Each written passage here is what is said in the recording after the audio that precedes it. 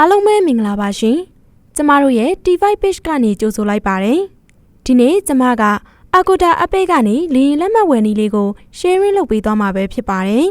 မိမိကိုယ်တိုင်လေရင်လက်မှတ်လေးဝယ်တတ်အောင်ဒီဗီဒီယိုလေးကိုအဆုံးထိကြည့်ပြီးလိုက်လုပ်ကြည့်ကြပါရှင်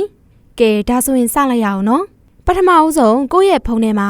Agoda app လေးရှိထားရမှာဖြစ်ပါတယ်မရှိသေးရင်တော့ Play Store ဒါမှမဟုတ် Apple App Store ကနေ Agoda app ကို download ယူနိုင်ပါတယ်ပြီးရင်တော့ Agoda app ကိုနှိပ်ပြီးအကောင့်အသစ်ဖွင့်ပါ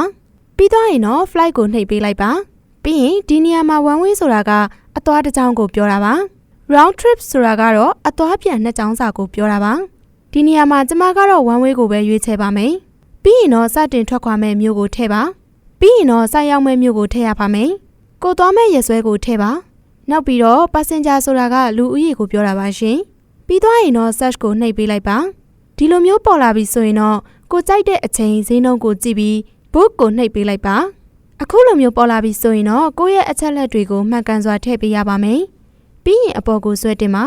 ဒီနေရာမှာကိုယ့်ရဲ့ passport စာအုပ်ထဲကအတိုင်းထည့်ပေးရပါမယ်ပြီးသွားရင်တော့ continue to add ကိုနှိပ်ပေးလိုက်ပါဒီနေရာမှာ KG ထပ်ဝယ်ခြင်းရင် add batch ကိုရွေးချယ်ပေးပါမဝယ်ခြင်းရင်တော့ continue to payment ကိုနှိပ်ပေးပါ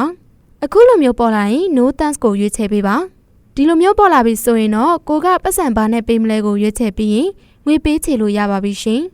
ပတ်စံပေးပြီး15မိနစ်လောက်ကြာတာနဲ့ကိုယ့်ရဲ့ email တွေကိုလေရင်လက်မှတ်လေးရောက်လာပါလိမ့်မယ်အားလုံးအဆင်ပြေကြပါစေရှင်